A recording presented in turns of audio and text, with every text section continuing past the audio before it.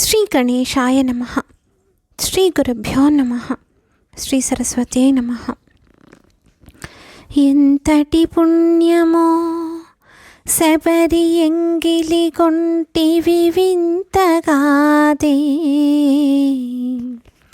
నీ మంతనమెట్టిదో ఉడుతమై నికరాగ్రన కాంకురంబులన్ సంతసమందజేసితివి. సత్కుల జన్మమదేమి లెక్క, వేదాంతంబుగాది నీ మహిమ. దాశరథి కరుణాపయోనిధి అని అన్నారు గోపన్న గారు. రామయ్య, ఆటవిక స్త్రీ అయిన శబరిమాత కొరికి ఎంగిల్ చేసిన పండ్లు తిన్నావు. ఆమె ఎంత పుణ్యం చేసుకొని ఉంటుందో అని ఆశ్చర్యంగా అనిపిస్తుందయ్యా.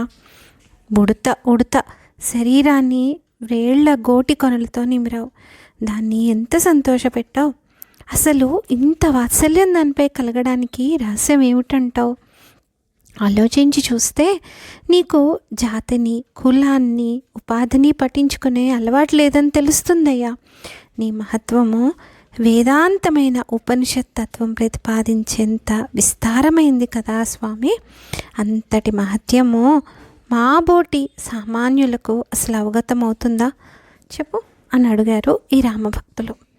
వేదం సైతం నేను వివరించలేను అంటూ దండం పెట్టేసిన ఆ కళ్యాణ గుణధాముని పరమాద్భుతమైన అత్యంత ప్రేమపూరితమైన చర్యలు చూడ్డానికి సాధారణంగా అనిపించినా ఎన్నో రహస్యాలు ఇముడ్చుకొని ఉంటాయి. ఒక్కొక్కసారి భగవంతుడు నిందల పాలయ్యేలా కూడా ఉంటాయి. మన శేషప్ప గారు వాటిల్లో కొన్నిటిని ఇలా వివరించారు. వాంఛతో బలి చక్రవర్తి దగ్గర చేరి భిక్షమెత్తితి వేల బిడియపడక, అడవిలో శబరి తీయని ఫలాలందీయ చేతులొగ్గితి వేల సిగ్గుపడక, వేట్కతో వేవేగ విదురు నింటికి నీగి విందుగొంటివి అదేమి వెలితి పడక, అటుకులల్పముకు చీలుడు గడించుకుదీగ బొక్క సాగితి వేల లెక్కగొనక, భక్తులకు నీవు పెట్టుట భావ్యమౌను వారిగాసించితివి తిండి వాడవగుచో. భూషణ వికాస శ్రీధర్మపుర నివాస దుష్ట సంహార నరసింహ దురిత దూరా. ఏమయ్యా స్వామి నారసింహ, ఏమిటయ్యా నువ్వు? జగన్నాథుడవు నీవు రాక్షసరాజైన బలిచక్రవర్తిని కోరి భిక్షమెత్తావా? అసలు నీకు బిడియంగా అనిపించలేదా? ఆటవిక స్త్రీ శబరి రుచి చూసి ఇచ్చిన పండ్లు ఎంతో అపురూపంగా అందుకొని తిన్నావు. ఎంతో ఆకలి ఉన్నవాడిలా మొహమాటం లేకుండా ఆనందంగా బీదవాడైన విదురుడింటికి వెళ్ళి భోజనం చేశావు. ఏం లోటుగా అనిపించలేదా అయ్యా నీకు? ఎంత చిన్ననాటి స్నేహితుడైతే మాత్రం చిరిగిన ఉత్తరీయంలో అటుకులు మూట కట్టుకొని వస్తే లెక్క ఏమీ లేకుండా బొక్కుతూ పోయావి. రుక్మిణీదేవి ఆపింది కాబట్టి సరిపోయింది, లేదంటే. అయినా స్వామి అసలు నీకేం తక్కువ చెప్పు? భక్తులకు నువ్వు పెట్టాలి కానీ వారి తిండిని ఆశించి మరీ తినడం ఏమన్నా బాగుందా నరసింహ అంటూ నిందాస్తుతి చేశారు. నిజానికి తల్లి కోరిక తీర్చడానికి గర్భంలో పెరిగి వటువై త్రిలోకాలను ఆక్రమించగలిగిన త్రివిక్రముడై పెరిగిన ఆ స్వామి బలిని యాచించడం బలిపైన అనుగ్రహంతోనే. శబరిని విదురుని ఆదరించింది తని భక్తికే వశుడు కానీ ఆడంబరాలకు కాదని తెలపడం కోసమే. కుచేలుడి అటుకులను ఆనందంగా ఆరగించింది అతని ప్రేమకు లొంగి తప్ప ఆకలి వేసి కాదు, అటుకుల రుచికి దాసోహమయ్యి కాదు. తన భక్తులను కరుణించడానికి స్వామి వారి చేతుల మీదుగా ఏదైనా తీసుకోవడమో తినడమో చేసి వారికి ఉన్నతిని కలిగిస్తాడు. ఆదిశంకరులు పేద బ్రాహ్మణి చేతి మీదుగా ఎండిన ఉసిరిక దానంగా తీసుకొని బంగారు ఉసిరికలు కురిపించారు. చిన్ని కృష్ణుడు తనకు పండ్లిచ్చిన పేద వనితకు వజ్రాలుసుగి పేదరికం బాపాడు. తన వేలికి గాయమైతే చీర చెంగు చింపి కట్టుకట్టిన ద్రౌపదికి అవసరమైనప్పుడు అక్షయంగా చీరలు ప్రసాదించాడు. ఇలా చెప్పుకుంటూ పోతే అంతెక్కడ, కాసుల పురుషోత్తమ కవి గారు కూడా ఈ భావాన్ని తన శతకంలో ఇలా తెలిపారు.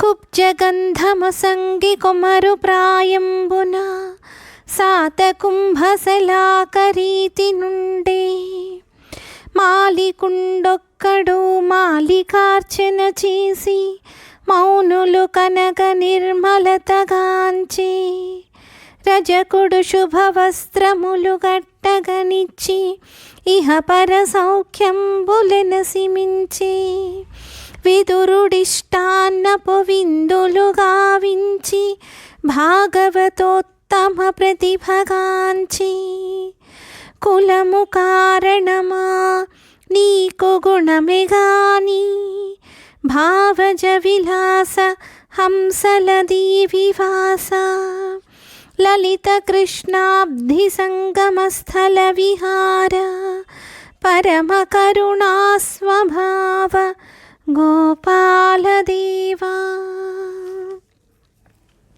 స్వామి గోపాలదేవ, మరుగుజ్జైన స్త్రీ నీకు గంధాక్షతలిచ్చి నీ అనుగ్రహాన్ని పొంది సుందరాకృతి పొందింది. పూలదండలు కట్టే వ్యక్తి నీకొక దండనిచ్చి పావనుడయ్యాడు.